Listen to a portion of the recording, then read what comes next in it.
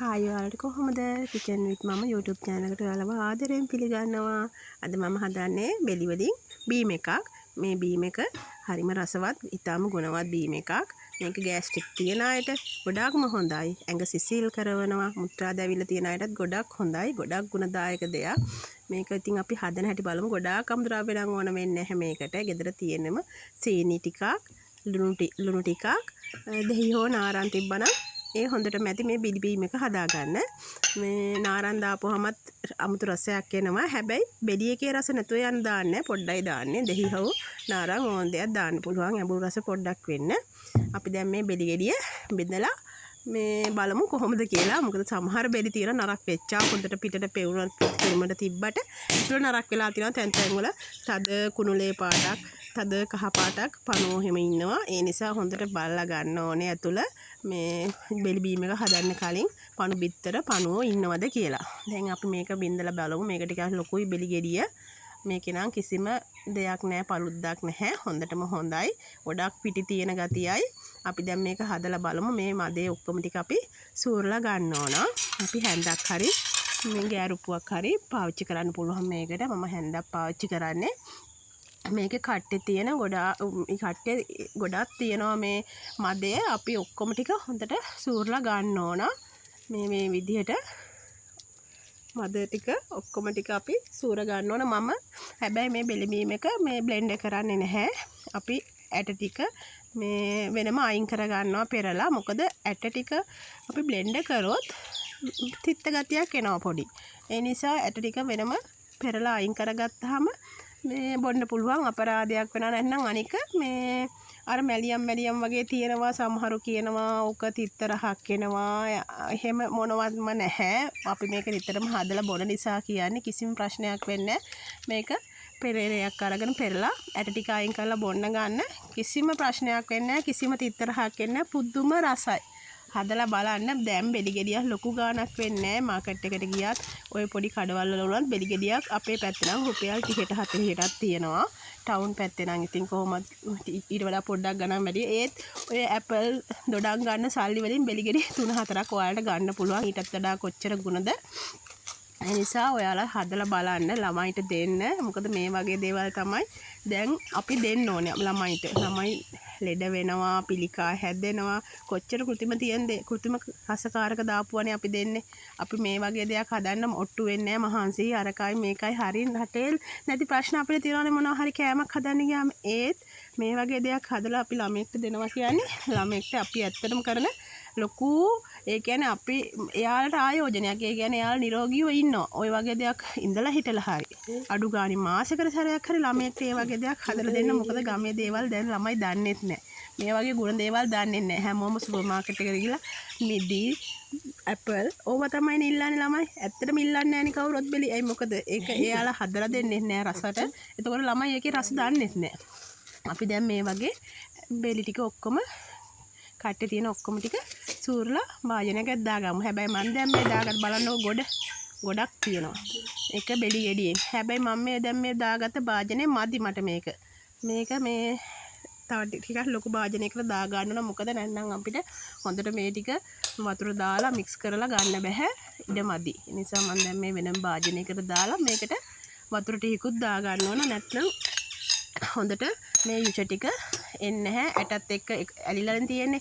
මේ ඇලිච්ච ගතිය ඇට ටික වෙන් කරගන්න වතුර ටිකක් වැඩිපුර දාලා අපි හොඳට කලවම් කරමු. මේක කලවම් කරන්න ගෑරුප්පුවක් හරි හැන්දක් හරි ඔයාලා පාවිච්චි කරන්න. අතින් කරනවා නම් ඒත් පුළුවන්. හෑන්ඩ් ග්ලව්ස් එකක් පාවිච්චි දාලා මේක අපි අතිනුත් හොඳට මේ වෙන් කර ගන්න පුළුවන්. අර කෙන්දි ටික මේ ඇට ටික අයින් කර ගන්න පුළුවන්. හැබැයි සමහරු නම් ඇටත් එක්කත් බොනවා. ඒත් කිසි ප්‍රශ්නයක් වෙන්නේ නැහැ. කෙන්දිත් බොනවා සමහරු. ඒකත් හොඳයි කියලා. අර පොඩි අය ටිකක් අකමැතිනේ ඔය ඇට අහුවෙද්දී කෙන්දිත් එක්ක බොන්න. ඒ නිසා තමයි මේ විදිහට හැදුවේ. ඒක ඉතින් ඔයාලයි කැමැත්ත අනුව කරගන්න පුළුවන්. මේකේ මේ බෙලි ගෙඩිය කිසිම දෙයක් අහක යන්නේ නැහැ. මම ඔයාලට ඒක අන්තිමට පෙන්නන්නම්. මේ කට්ටත් අපිට ගන්න පුළුවන් දෙයකට. ඒ කියන්නේ බෙලි කියන්නේ ඇත්තටම කොච්චර ගුණදායක දෙයක්ද. බෙලි ගහේ මුලේ ඉඳන් පොතු වල ඉඳන් කොළවල වෙනකන්, ගෙඩිය වෙනකන්, මලේ ඉඳන් ඇත්තටම අර කප්රුක වගේ පොල් ගහ වගේම තමයි බෙලි ගහ කියන්නේ. අපිට අහක දාන්න කිසිම දෙයක් නැති ගහක්. ඒකේ වගේම බෙලි ගෙඩිය කියන්නේත් ඒ වගේම දෙයක් තමයි. අපි දැන් මේ විදිහට වතුර ටික ටික දාලා ගොඩාක් දියාරු වෙන්න නෙමෙයි. හොඳට මේ කලවම් කරගෙන තද කරලා මේ ඇට ටික අයින් කරගන්න ඕන. නැත්නම් අර පෙරාගාදි ටිකක් අමාරුයි. මේක ගොඩාක් ලේසි හෑන්ඩ් ග්ලව්ස් එකක් දාලා අතින් කරනවා නම් දැන් මට මේ විදිහේ ඒක පෙන්වන්න විදියක් නැහැ. මගේ ගෙදර හෑන්ඩ් ග්ලව්ස් ඉවර වෙලා. ඒ නිසා මම දැන්ට මේක පෙනේරයක් දාලා මේක මේ පෙනේරයට දාලා ටිකක් අමාරුයි වගේ නම් ටිකක් තව ටිකක් වතුර දාන්න. මොකද මේ බෙලි එක ගොඩාක් උකුයි. උකු නිසා පෙරෙනවත් හොරයි. පෙරෙනවා ටිකක් අඩුයි. ටිකක් ලොකු මේ දැල් තියෙන එකක් ගත්තට කමක් නැහැ පෙරේරට. එතකොට ටක් ගාලා පෙරෙනවා. නෑ හීනි දැල් තියෙන එකක් ගත්තොත් හිමීට තමයි පිරෙන්නේ. දැන් මේ විදිහට අපි හැන්දෙන් හරි ගෑරුප්පෙන් හරි තද කරගත්තාම යුෂ ටික අර විදිහට භාජනයට හොඳට පෙරෙනවා. ඇට ටිකයි කෙඳි ටිකයි විතරක් ඉතුරු වෙනවා.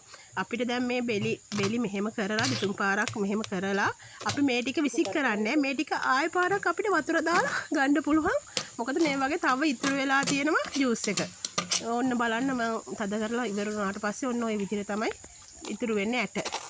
ඒකේ තව තියෙනවා ටිකක් අපිට වතුර දාලා ආයෙ කලවම් කරලා ගන්න පුළුවන්. අපි ඒ ටිකක් දාලා දැන් අපි ඉතුරු ටිකත් තද කරලා ඉතුරු ජූස් ටික ගමු. මොකද මේක මේ බෙලි ගෙඩියකින් අපිට ගෙදර දැන් මං ගත්ත බෙලි ගෙඩියෙන් 4 දිනකට විතර වීදුරු 4ක් විතර ලොකු වීදුරු 4ක් හදා ගන්න පුළුවන්. ඉතින් හිතන්නකෝ අර කඩෙන් බීම් එකක් ගන්න නම් බීම් බෝතලයක් දැන් කීයද?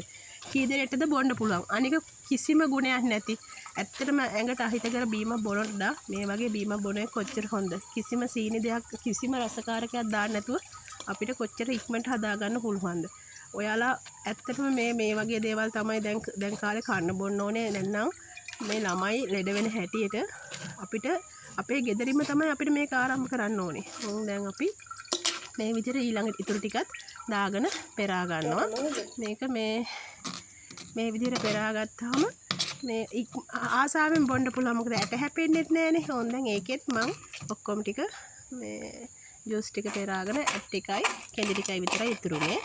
ඒ ටිකත් මම වෙනම තියා ගන්නවා. ඔක්කොම ටික එකපාරම. එතකොට දෙවෙනි පාරත් අපිට වතුර ටිකක් දාලා ඒකත් ගන්න පුළුවන්. මේ විදිහට අම්මන් අර ඉස්සරහ දාපු භාජනයට දාලා වතුර ගොඩාක් දාන්නේ නැහැ. පළවෙනි පාර දැම්මේ ගොඩාක් මොකද ඒකේ ගොඩාක් විෂ තිබ්බනේ. දැන් මේකේ ගොඩාක් අඩුයිනේ. ඒ හින්දා වතුර පොඩ්ඩයි දාන්නේ. පොඩ්ඩක් දාලා ආයෙ හැන්දෙන් මේ විදිහට කලවම් කරගමු. මොකද එතකොට ආයෙ දිය වෙනවා. යට ASCII තියෙන විෂ ටික ආයෙ ඒ වතුරට දිය වෙනවා. ඇට ටික හොඳට ඉතුරු වෙනවා. ඒතකොට පෙරා ගන්න හරිම ලේසි. මේ විදිහට කලවම් කරලා අපි ආයෙ පාරක් පෙරා ගමු. මේ ඔන්න ඒ විදිහට තමයි දෙවෙනි පාර මික්ස් කරපුවාම අපිට පේන්නේ. ඒතකොට අර ලා කහ පාට ගතියක් එන්නේ. අර වගේ තද පාට කහ පාට ගතියක් නෑ. ලා කහ පාටයි. මොකද ගොඩක් ඒවා ගිහිල්ලා තියෙන පෙරිලා. ඊට පස්සේ තුන්වෙනි පාරක් නම් ගන්න කැමති නම් ගන්න. ඒතකොට ටිකක් දියාරු ගතිය වැඩි වෙනවා. එතකොට අර බෙඩි එකේ රසත් ටිකක් අඩු වෙනවා. ඒ නිසා මම නම් දෙපාරයි ගන්නෙ. මේක හොඳට මීරි කරගත්තාම හොඳටම ඇති. ඔයාලට මේකට අයිස් කැට හරි තියෙනවා නම් ගෙදර තියෙනවා නම් අයිස් ස්කූප් එකක් හරි කමන්නේ. අයිස් ක්‍රීම් ගහලා තියෙනවා නම් ඒත් කමන්නේ. මම නම් ඇත්තටම සීනි දාලා බොන්නේ. පොඩි අය නම් සීනි හැන්දක් දානවා. අර යාලා චුට්ටක් ඔකට හුරු වෙන්නත් ඕනනේ. ඒ නිසා නැත්නම් දැන් සාමාන්‍ය සමහර ළමයි සීනි කන්න කැමති නැති ළමයි ඉන්නෝනේ. යාළුවා නිකම් හදලා දෙන්න. ඒක තමයි ඇත්තටම වටින්නේ. සීනි කියන්නේ ඇත්තටම අපේ ඇඟට ඕනම නැති දෙයක්. මේ විදිහ තමයි ඕම් බලන්න මම පෙරා ගත්තම සෑහෙන්න තියෙනවා. අපි දැන් මේක වීදුරු දෙකකට දාලා බලමු. මේකට මම ලුණු චුට්ටක් දානවා. ලුණු ගොඩාක් දාන්න එපා. ලුණු රස එන්නේ නැති ගානට වගේ පොඩ්ඩක් පොඩි පිංචක් දාගත්තාම හොඳටම ඇති. ඊට පස්සේ දෙහි කෑල්ලකුත් දාන්න. දෙහි බෑවක්ම එපා. දෙහි බෑවෙන භාගයක් ඒ කියන්නේ දෙහි කාලක් විතර දෙහි ගෙඩිය ටිකක් විතර ඇති. මොකද දෙහි රස දැනෙන්න හොඳක් නැහැ. බෙලි එකේ රස දැනෙන්න ඕනේ අපිට. අනිත් රසවල් ඉක්මවා යන්න හොඳ නැහැ. ඒ නිසා බෙලි රස දැනෙන්න පොඩ දාගත්තාම හොඳටම ඇති. දැන් මම මේක වීදුරු දෙකකට දාලා එක වීදුරකට විතරයි සීනි දාන්නේ. මොකද මම බොන්නේ නැහැනේ සීනි දාලා. ඒ නිසා පොඩි එක්කෙනෙක්ට විතරක් එයාගේ වීදුරට විතරක් සීනි ටිකක් දානවා. ඔයාලා ඒක රස අනුව ඉතින් ඔයාලා කැමති නම් සීනි පාවිච්චි කරනවා නම් සීනි හැඳි හැබැයි ගොඩක් දාන්න එපා. මේ වගේ එක බෙලි ගෙඩියකට සීනි හැඳි දෙකකට වැඩිය දාන්න එපා. ඒ කියන්නේ එතකොටත් එන්නේ ගොඩාක් පැණි රහ. මොකද බෙලිවලත් පොඩි පැණි රසක් තියෙනවානේ. ඒ හොඳටම ඇති. ඒ නිසා ඔයාලා දැන් මම බලන්න මම කිව්වා නේද මුලින් බෙලි කට්ටෙන් ගන්නත් දෙයක් නෑ කියලා. ඕම් බලන්න මම මේ කටු ටික අපිට පුළුවන් හොඳට කපා ගන්න. පොඩියට කපාගෙන තලාගෙන ඕන විදිහකට ඕන එකකට හොඳට හොද ගන්න. හොදලා අපි මේක අවුවේ දාලා වේල ගන්නවා. මේක දවස් 3ක් විතර වේලෙදි හොඳට කර වෙන්න වේලෙනවා. වේලුණාට පස්සේ මොකද්ද කරන්නේ? ඔයාලා වතුර කෝප්ප දෙකක් විතර මේ බෙලි ගෙඩිය මේ කටු ටිකට දාලා තම්බලා බීලා බලන්න. බෙලි මල් බොලට වඩා රසයි. හැබැයි පැය භාගයකට වැඩිය තම්බන්න ඕනේ නැහැ. මෙන්න මේ විදිහ තමයි අපේ බෙලි ජූස් එක අන්තිමට පේන්නේ. ඔයාලා කටු ටිකක් තම්බලා බලන්න try කරලා බලන්න. එහෙනම් ගිහින් එන්නම්. Thank you.